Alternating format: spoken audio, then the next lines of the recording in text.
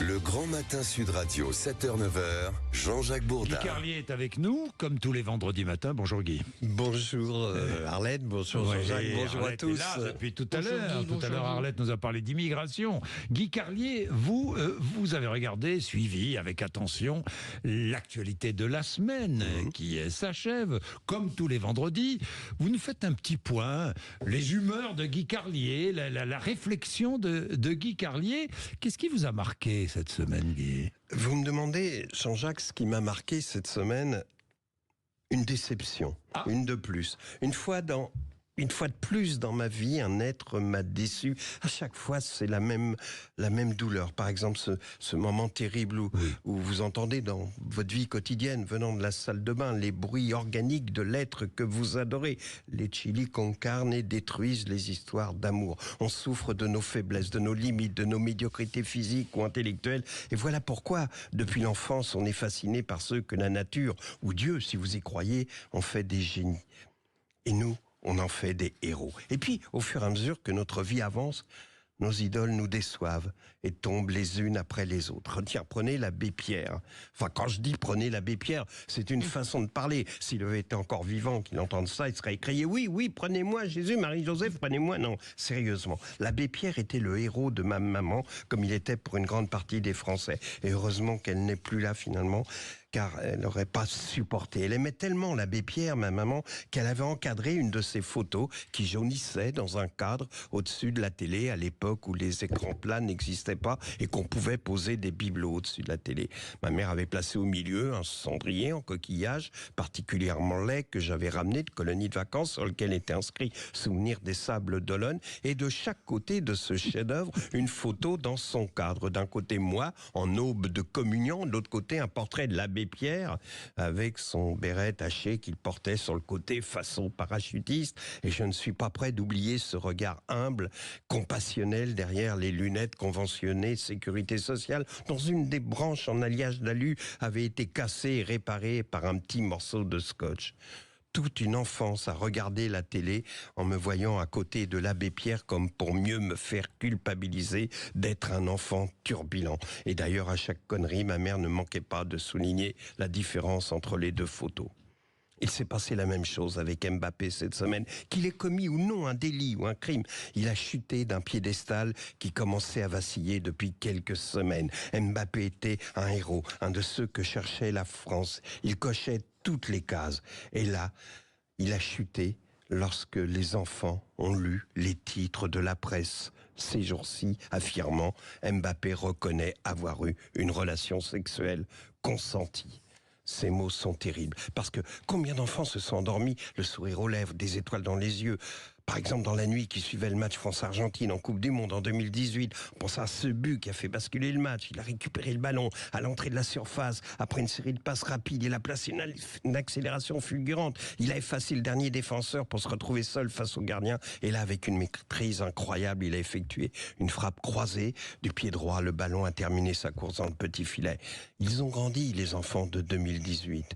Ce matin, ils ont lu le Figaro, ils ont lu Mbappé a eu une relation sexuelle consentie avec une femme dans un hôtel de Stockholm. Le gars a pris un jet privé, il a bouffé l'empreinte carbone annuelle de la ville de Villeneuve-Saint-Georges pour aller faire l'amour avec une inconnue à Stockholm, avec un Mukele, pote à lui, et son assistante, je ne sais pas si vous l'avez vu sur la photo, on dirait une caissière de stand de fête foraine. Même consentie, la relation relatée vient de faire tomber une idole. Oui, c'était formidable, Guy. Mais moi, j'ai une petite remarque, puisque Arlette Chabot est là. Nous allons débattre un petit peu. Nous avons le temps de débattre un petit peu. Quand même, titré « Mbappé a eu une relation sexuelle ». Non mais, franchement, la presse en est là. Comme si à 25 ans, un garçon de 25 ans, un homme, pas tout à fait un homme encore à 25 ans, n'avait pas le droit d'avoir une relation sexuelle consentie. Enfin, je ne sais pas après ce que va donner l'enquête, je ne préjuge pas. Et tout de même, non? Et vous avez raison, Jean-Jacques. Et ce qui est d'autant plus embêtant, c'est que ce soit un journal dit sérieux. C'est pas un tabloïd, c'est pas France Dimanche, c'est pas un truc pour racoleur. Mais si, ça l'est. Et là encore, une déception, c'est que ces journaux-là soient devenus, utilisent ce genre de méthode pour agripper le client, quoi.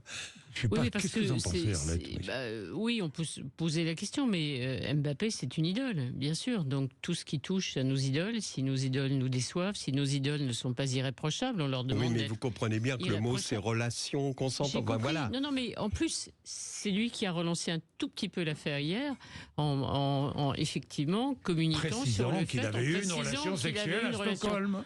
Donc il suffisait qu'il se taise au fond, parce qu'il y a une enquête. Son nom n'a pas été cité. On ne sait pas qui, si la plainte qui a été déposée le vise ou pas, ou non. Pour l'instant, il y a une grande discrétion de la justice suédoise. Donc au fond, je pense qu'il a eu tort, au fond.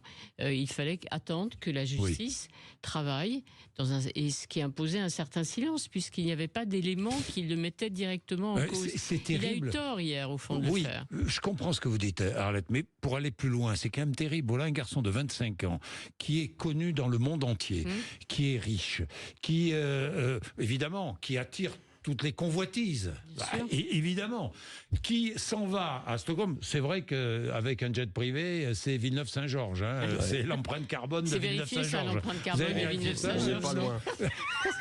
Mais bon, mais il a le droit, si c'est consenti, d'avoir une relation sexuelle avec une jeune femme à 25 ans, non? Bien entendu. En plus, la pression sur lui est terrible. C'est-à-dire que les partenaires doivent mettre leur téléphone dans un sac. Ce truc est complètement... célébrités, si j'ai bien compris, il y a des boîtes où on paye extrêmement cher, effectivement, pour passer une soirée tranquille, qu'on soit footballeur ou qu'on soit juste... largement muni d'argent pour entrer et de réserver. Et à chaque fois, c'est les mêmes précautions qui sont prises pour tout le monde. C'est-à-dire, on dépose son téléphone portable, ce qui prouve à quel point on est menacé en permanence. Moi, la découverte pour moi, c'est la vie que mènent ces célébrités du monde. Si c'est le monde économique, le monde politique, le monde sportif, le monde artistique. C'est-à-dire qu'on vit sous surveillance avec un garde du corps, avec une secrétaire qui vous suit. Et effectivement, quand vous avez une relation personnelle avec, suivant votre sexe, un homme ou une femme, il y a un garde du corps devant la porte pour être sûr que... c'est quand même un truc de fou. Donc pour moi, déjà, c'est la découverte de ce monde. Franchement, c'est pas terrible d'être milliardaire quand on est obligé de vivre comme ça, non? C'est pas cool. Oui, et puis ce qui est surprenant, c'est que, et c'est ça la déception, c'est que ces gens-là, les faiblesses, et puis c'est normal, ce sont des êtres humains. Je vais vous donner un exemple. Prenez... Zidane, par exemple, il a été, il n'a pas d'affaires a priori, mais c'était un joueur merveilleux. Quand vous le connaissez dans la vie privée, il n'est pas plus intéressant que votre pote de 5e avec qui vous êtes resté copain. C'est normal, parce que s'il était intellectuellement ou de façon sympathique ou je sais pas quoi, de la qualité de ce qu'il est en jouant au foot, sa personnalité était ça, ce serait Dieu. Mais personne n'est Dieu. J'ai une petite anecdote personnelle. J'ai écrit une chanson pour Johnny Hallyday. Cet homme-là, dès qu'il arrivait sur scène, on avait l'impression que le sang se mettait à couler dans ses veines. Et c'était merveilleux, c'était incroyable. Il faisait. Et dès qu'il était, après on est allé dîner après le show, il était sans intérêt. Bien, merci. Il y avait eu le moment magique quand même. C'était l'essentiel. Il y avait le moment magique sur scène. C'est ça, bien sûr. C'est ça l'histoire. Il ne faudrait pas les connaître en dehors. C'est pas intéressant de connaître les stars en dehors de leur aspect de star. 8h21.